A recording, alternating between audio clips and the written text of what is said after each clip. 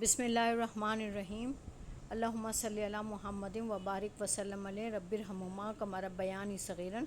शादियों वाला दानेदार कोरमा, बीफ कोरमा, ये देखें कितना खूबसूरत लग रहा है। आज हमारे घर में ये बना है।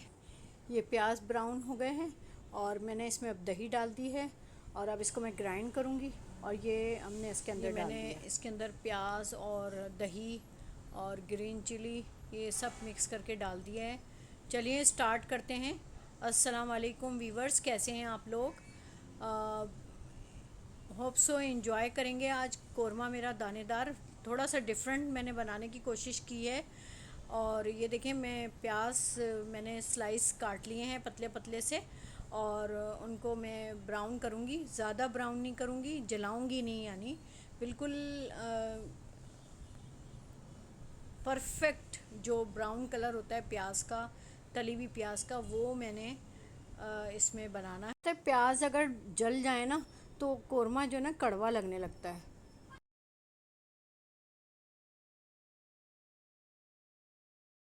थोड़ा टाइम लगेगा बस। अच्छा, प्याज का ये है कि पहले खूब हल्की आंच पे इसको तल लें और जब ये थोड़े से पिंक होने लगे तो जो चूल्हे की जो लो है वो तेज़ कर दें। और इतनी तेज़ करें कि बस ज़्यादा जले नहीं, ब्राउन हो, क्योंकि आखिर वक्त में जो है उनको देखते रहना चाहिए, चलाते रहना चाहिए, नहीं तो वो नीचे चिपक जाते हैं। बस मुझे इतना ही ब्राउन चाहिए थे, मैंने वो कर लिए हैं और निकाल लिए हैं, ग्राइंडर में डाल लिए हैं। और अब मैं इसके अंदर बीफ बोटियाँ डाल रही हूँ। तकरीबन मैंने अंदाज़े से लिए हैं क्योंकि मेरे पास मेजरमेंट तो है लेकिन मुझे आदत नहीं है करने की, मैं वैसे ही डाल देती हूँ अंदाज़े से। तकरीबन मैंने 3 पाव के करीब लिया होगा ये, क्योंकि कुर्बानी का गोश्त है। तो ये हमने पैकेट बना लिए थे अपने घर के, बाकी जो देने वाले हैं वो हमने दे दिए। तो ये तकरीबन 3 पाव के करीब होगा। और ये है मछली का, जैसे बोंग का कहते हैं ना, बोंग का गोश्त, ये वो है। तो मैंने उसको बड़े पीसेस साफ़ सुथरा करके पीसेस काट के और ये मैंने बनाने के लिए डाल दिए हैं। और इसको थोड़ा सा मैं तेल में जो है भूनूंगी। उसके बाद मैंने इसके अंदर डाला है लहसुन अदरक का पेस्ट और थोड़ा पानी, क्योंकि वो मैंने उसमें पीसा था ग्राइंडर में, तो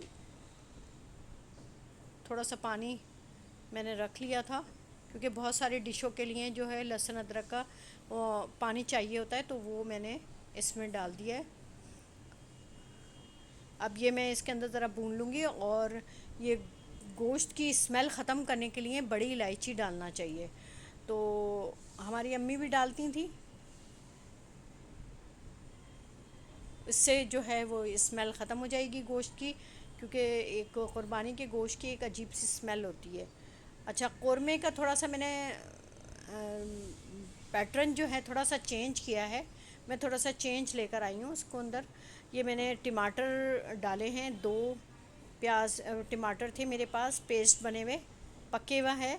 मैंने फ्रीज़ कर लिए थे टमाटर को बॉईल करके, और मैंने पेस्ट बना के रख लिया इसका। अच्छा, अब इसमें मैंने हरी इलायची भी डाल दी है, छोटी इलायची, जो कौरमे में लाजमी डलती हैं। और मैं जो कौरमा बनाऊंगी ये मैं पैकेट का बनाऊंगी। ये मैंने शान मसाले का दो दो से 2 चमचे मैंने शान मसाले के लिए हैं, बाकी मैंने अपने घर का मसाला डाला है।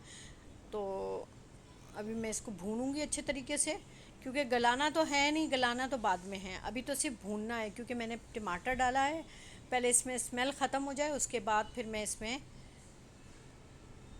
बाकी की चीज़ें डालूँगी। अब ये मैंने प्याज जो ब्राउन किए थे उसमें मैंने दही डाल दिए और ग्रीन चिली का मैं इस्तेमाल कर रही हूँ। मैंने आपको कहा ना मैं थोड़ी सी चेंजिंग कर रही हूँ, तो मैं ये चीज़ें चेंजिंग की है मैंने। और जो लाल मिर्चों का पाउडर है वो मैंने कम रखा है, क्योंकि मसाला मैंने कम इस्तेमाल किया है।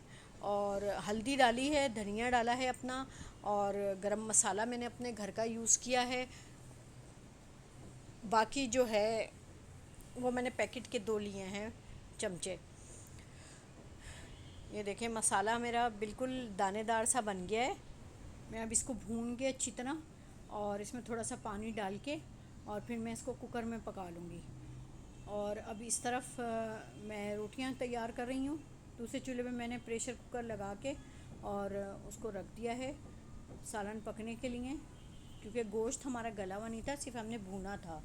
तो थोड़ा बहुत मैंने पानी डाला है, तकरीबन 1 गिलास के करीब, और उसमें गोश्त गल जाएगा।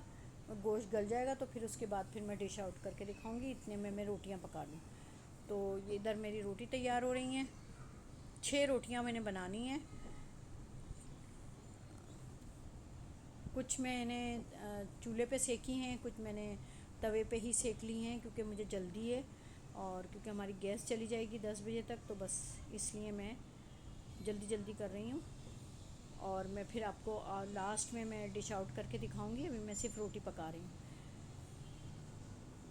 अपना बहुत ज़्यादा ख्याल रखिएगा, हीट स्ट्रोक है तो बाहर बिला ज़रूरत बाहर ना निकलें, और पानी का गाहे बगाहे पानी का इस्तेमाल करते रहें, और अपना बहुत ज़्यादा ख्याल रखें।